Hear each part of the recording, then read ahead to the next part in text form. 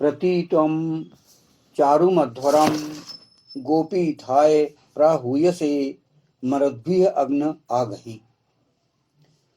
उस सुंदर हिंसा विहीन यज्ञ के प्रति गोपीठ के लिए तुम्हें भली भांति बुलाया जाता है।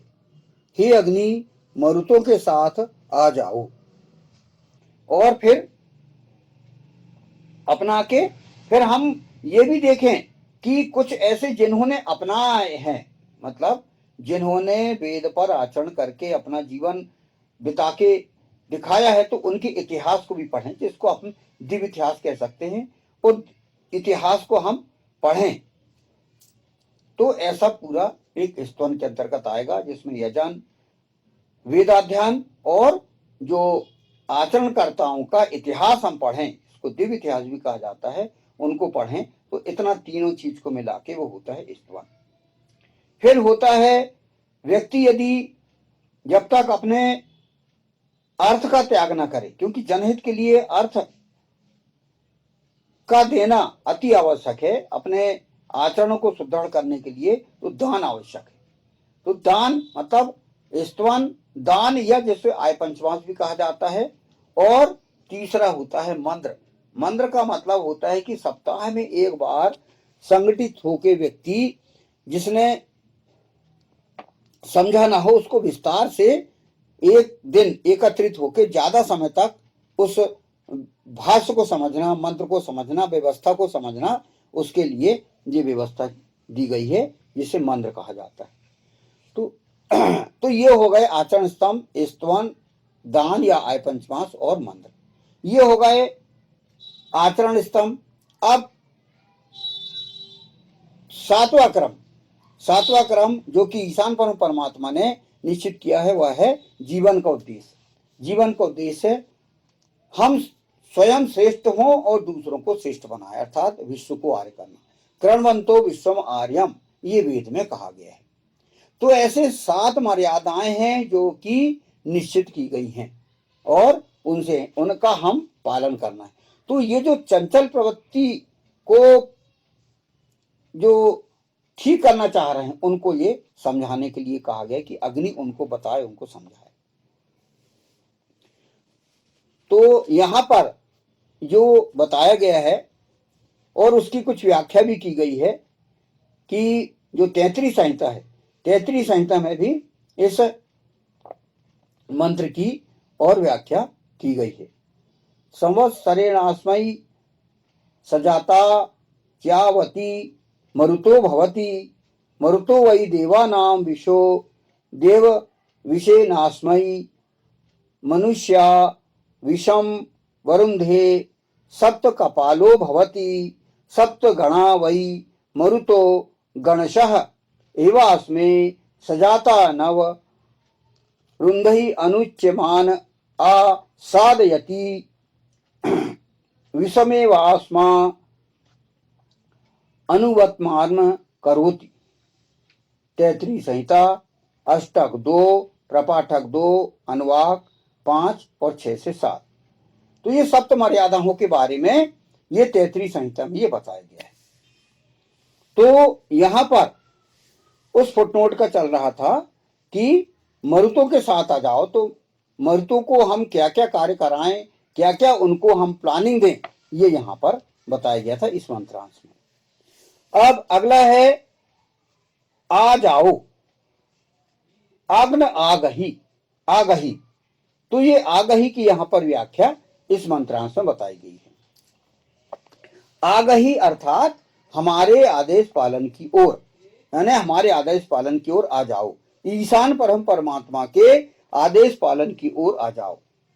तो यहां पर इसकी व्याख्या की गई है कि इस संपूर्ण सूक्त के 9 मंत्रों में यह मंत्रांश 9 बार दोहराया गया है। मरुद्भिः अग्न आगहि, मरुतों के साथ अग्नि आ जाओ।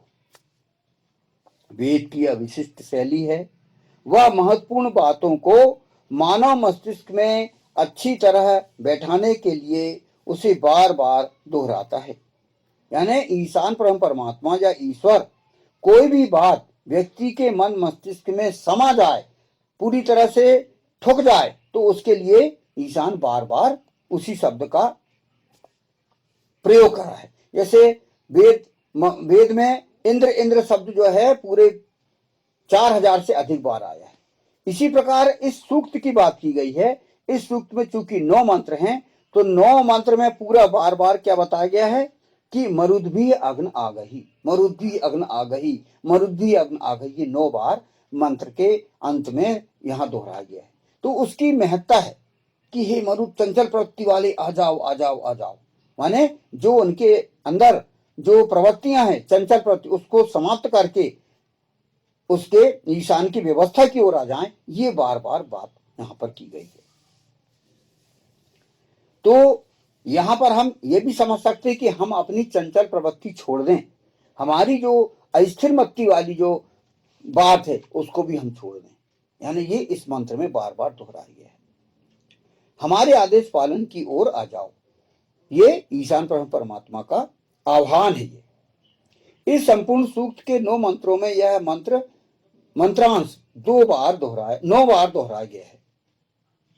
मरुद्भी अग्न आ गई, मरुतों के साथ आ जाओ, वेद की यह विशिष्ट शैली है। वह संपूर्ण बातों को मानव मस्तिष्क में अच्छी तरह बैठाने के लिए उसे बार बार दोहराता है।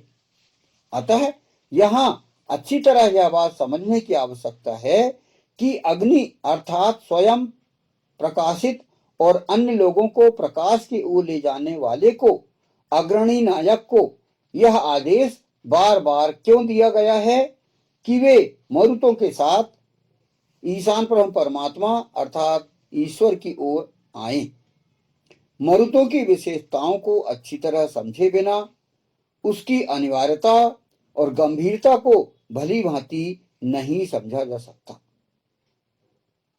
मरुत के निम्नलिखित तात्पर्य होते हैं, यहां पर वही बताया गया है। बार बार जो मरुत शब्द आया है तो कहा गया है कि मरुत के मतलब है, मरुत का जो अर्थ है वह निम्नलिखित है।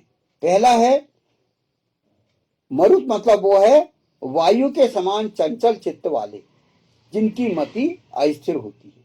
तो यहाँ मरुत का यहाँ पर व्याख्या बताइए कि ऐसे व्यक्ति जो वायु जैसे चलते रहती है, कभी उत्तर की ओर, दक्षिण की ओर, पश्चिम की ओर, पूर्व की ओर, ऐसी मत जो हवाएं जो चलती रहती, ऐसी व्यक्ति के विचारधारा मति इधर घूमते रहती है, तो वो उसको मरुत कहा गया है। मतलब वायु के समान चंचल चित्त वाले जिनकी मति अस्थिर होती है, ऐसे को मरुत कहा गया है।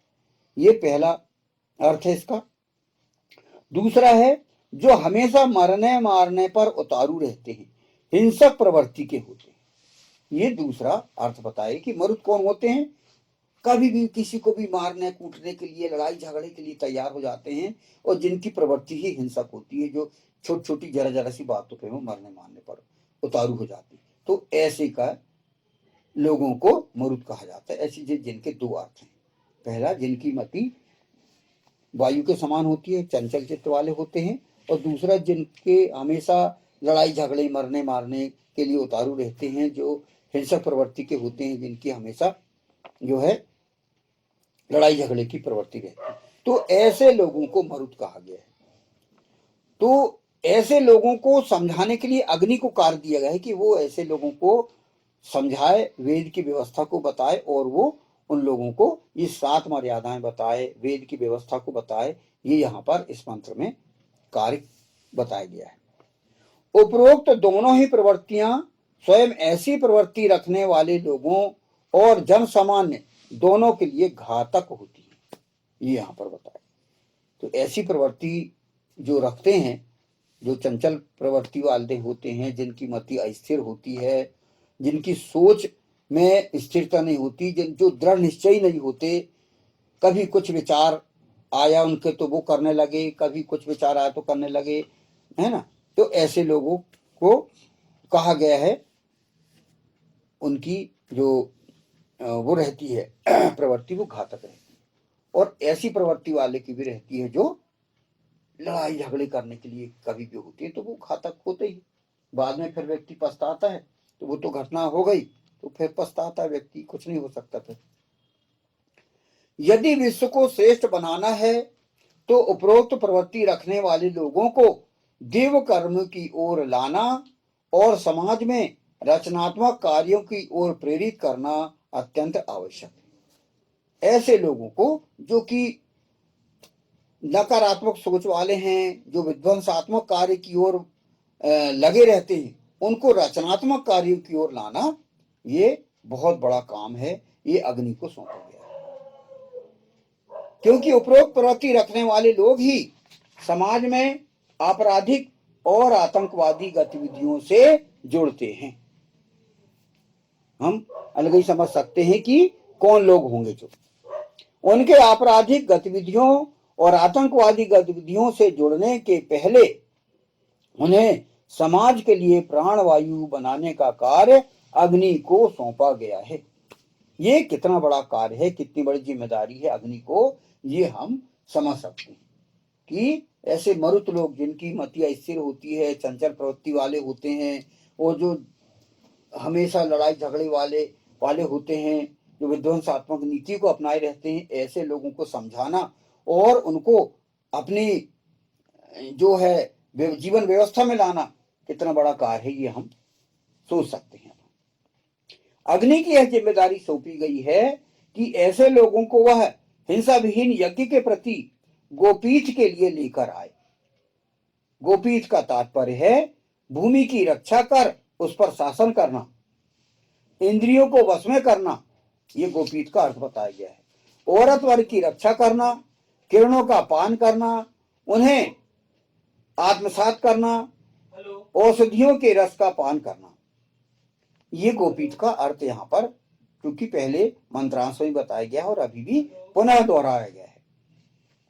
उपर्युक्त कार्य जनहित हेतु कितना आवश्यक है यह समझा जा सकता है। फलतः इस सूक्त में बार बार इसकी पुनरावृत्ति की गई है। तो ये यहाँ पर जो है, ये मंत्र में ये इस सूक्त का पूर्ण परिचय बता दिया गया है कि आगे इस आधार पर हमको पूरे जो बाकी जो 8 मंत्र हैं इस परिप्रेक्ष्य में समझा जाए। तो यहाँ पर इस मंत्र का भाष्य इतना हुआ। आगे हम जो द्वितीय मंत्र है, आगे हम इसकी जो है समझने के लिए अनवरत रखेंगे। उस सुंदर हिंसा विहीन यज्ञ के प्रति गोपीठ के लिए तुम्हें भली भांति बुलाया जाता है। हे अग्नि, मरुतों के साथ आ जाओ। ओम प्रतीतम चारु मध्वरम गोपीठाय प्रहूयसे मरुद्भि अग्न आगहि।